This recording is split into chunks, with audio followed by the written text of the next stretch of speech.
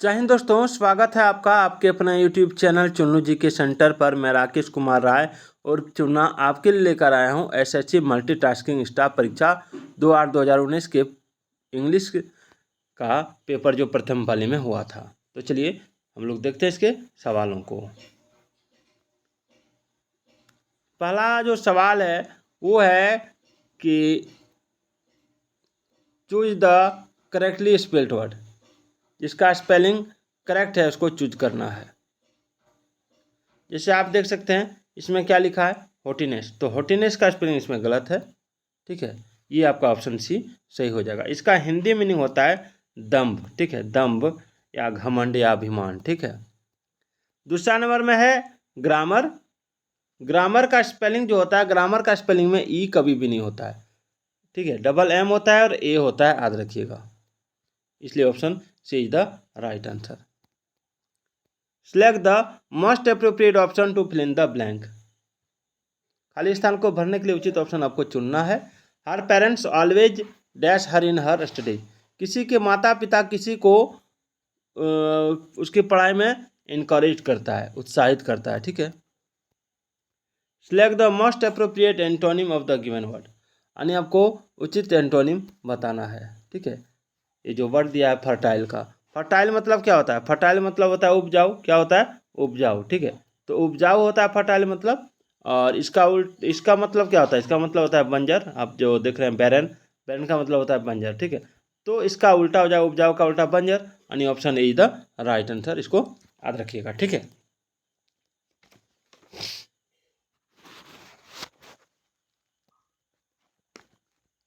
उसके बाद है choose the most appropriate word that can substitute the given group of words. One who pretends to be what he is not, ठीक है। One who pretends to be what he is not, यानी इसका जो हो जाएगा वो हो जाएगा हाइपोक्राइट। क्या हो जाएगा? हाइपोक्राइट, याद रखिएगा, ठीक है। Select the most appropriate antonym of the given word. उचित एंटोनिम आपको बताना है। एक्यूट, एक्यूट का एंटोनिम आपको बताना है, ठीक है। देखिए, एक्यूट का मतलब होता है गंभीर या खतरनाक। तो इसका जो एक्यूट हो जाएगा वो हो जाएगा आपका ब्लंट, याद रखिएगा, ठीक है। ब्लंट यानी कून होता है, भोथरा होता है। और इसका आपका शार्प भी होता है, SHARP, शार्प, ठीक है। जब इसका शार्प होता है तो इसका ब्लंट हो जाएगा, याद रखिएगा। चलिए आगे बढ़ते हैं। Select the most appropriate synonym of the given word. उचित सिनोनिम आपको बताना है, ठीक है। तो डिपेंड, डिपेंड मतलब क्या होता है? डिपेंड मतलब गहरा करना, प्रबल करना। तो इसका सिनोनिम हो जाएगा विक्षोभ कम करना, ठीक है, यानी शुद्ध। ऑप्शन ए इसका राइट आंसर है। Select the most appropriate meaning of the given idiom. The ball is in court या वंस कोर्ट, ठीक है। तो इसमें जो हो जाएगा the ball is one's court, यानी आगामी क्रिया की जवाबदेही। तो one has the responsibility for further action, ठीक है। इसका ये हो जाएगा वन हैज, देखते हैं इसमें ऑप्शन दिया होगा।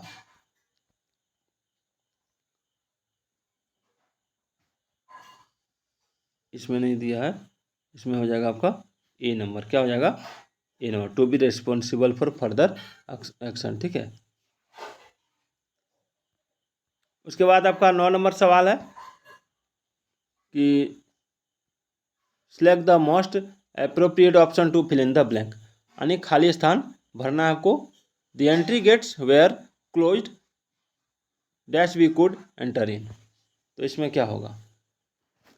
देखिए, प्रीपोजिशन से संबंधित प्रश्न पूछे जाते हैं।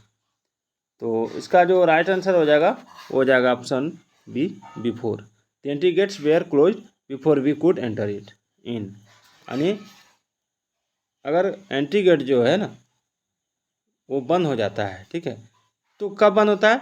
जब हम लोग उसके अंदर नहीं जा सकते। तो उससे पहले मैंने हम लोग बोलते हैं कि हम लोग को 8 बजे से पहले एंट्री कर जाना है, ठीक है। 8 बजे से पहले, तो पहले के अर्थ में बिफोर का प्रयोग होता है। क्या होता है बिफोर का अर्थ में? उसके बाद है question number 10 to 12। Find the part of the given sentence that has an error. If there is no error choose no error. No error वाला सवाल है, ठीक है। यानी आपको इसमें ग्रामेटिकल एरर बताना है। I told the tailor to made a new dress for me. तो इसमें क्या होगा, देखिए इसमें जो हो जाएगा वो हो जाएगा आपका option D, to made a new, ठीक है। मेड नहीं होता है यहाँ पर, इन्फिनिटिव के बाद टू मेड नहीं होगा, टू मेक हो जाएगा, MAK, ठीक है, याद रखिएगा। The lady standing in the corner is fat. देखिए यहाँ क्या है, नो एरर, ये सही लिखा है। The lady standing in the corner is fat, यानी जो कोने में खड़ी लड़की औरत है वो मोटी है। उसके बाद है 12 to 13 select the most appropriate option to substitute the bold segment in the given sentence. If there is no need to substitute it, select no improvement. No improvement वाला सवाल है, इसमें आपको लग रहा है कि ये जो बोल्ड लेटर से लिखा हुआ है इसमें कुछ गलती है, ठीक है, तो आप इसमें से आप चुन के लिख सकते हैं। अगर नहीं है तो नो इम्प्रूवमेंट में टिक मार सकते हैं, ठीक है। आप जैसे देख सकते हैं, please tell the story in a nutshell, please tell the story in a nutshell. तो इसमें जो हो जाएगा वो हो जाएगा आपका ऑप्शन डी, नो इम्प्रूवमेंट, ठीक है। क्यों, तो इन ए नटसेल संक्षेप में, तो वेरी इसका मतलब होता है वेरी ब्रीफली, संक्षेप में, ठीक है, ये सही लिखा हुआ है। यानी तुम अपनी कहानी संक्षेप में कहो। He did not like that novel, nor I did. He did not like the novel, nor I did. देखिए इसमें जो है, इसमें नकारात्मक एडवर्स एवं एडवर्ब फ्रेज के साथ इन्वर्जन यानी सब्जेक्ट के पूर्व वर्ब का प्रयोग होता है, ठीक है। तो इसमें जो हो जाएगा वो क्या हो जाएगा, इसमें हो जाएगा आपका option A, nor I did, ये इसमें गलती है। Choose the most appropriate word that can substitute the given group of words. तो इसमें जो हो जाएगा ये place where nuns live and work, एक ऐसा प्लेस जहाँ पर नन्स यानी सन्यासी वगैरह रहता है। नन्स यानी बौद्ध भिक्षु भी होता है, तो इसको कहते हैं dormitory, dormitory, option B is the right answer. Dormitory का प्रयोग होगा यहाँ पे, ठीक है। डोरमिटरी का मतलब होता है शयन कक्ष या छात्रावास। चलिए आगे बढ़ते हैं।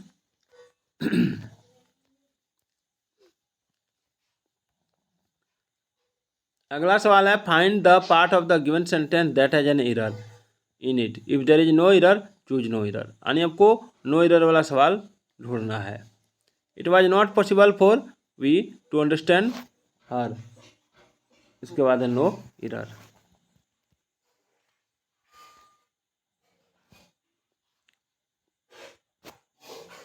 तो इसमें जो आंसर हो जाएगा वो हो जाएगा आपका ऑप्शन ए, 4B, यहाँ पर 4B, ठीक है। यहाँ पर 4B की जगह 4 अस का प्रयोग होता है। किसका प्रयोग होता है, 4 अस, क्योंकि ऑब्जेक्टिव केस का जो ये है यहाँ ऑब्जेक्टिव केस है, ठीक है। Select the most appropriate option to fill in the blank, यानी आपको उचित ऑप्शन चुन के खाली स्थान को भरना है। जैसे dash you like some water, तो dash you like some water, तो इसमें क्या होगा, डू या वुड या सेल या कैन। देखिए हम लोग यहाँ पर वुड का प्रयोग करते हैं, we use would, would you mind या would you like some water ये होता है, ठीक है। तो इसमें वुड का प्रयोग, option B. Select the most appropriate synonym of the given word, यानी आपको उचित सिनोनिम बताना। जैसे करेज, करेज का मतलब क्या होता है, करेज का मतलब क्या होता है, करेज का अर्थ होता है आपका साहस, ठीक है। इसको बोलते हैं ब्रेवरी, ऑडोसिटी, वैल्योर, ठीक है। तो इसका जो हो जाएगा ऑप्शन बी हो जाएगा, वैल्योर।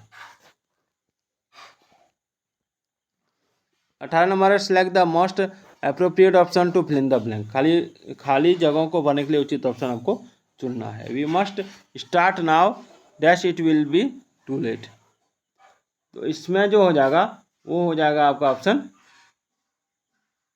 सी, ऑफ, ठीक है।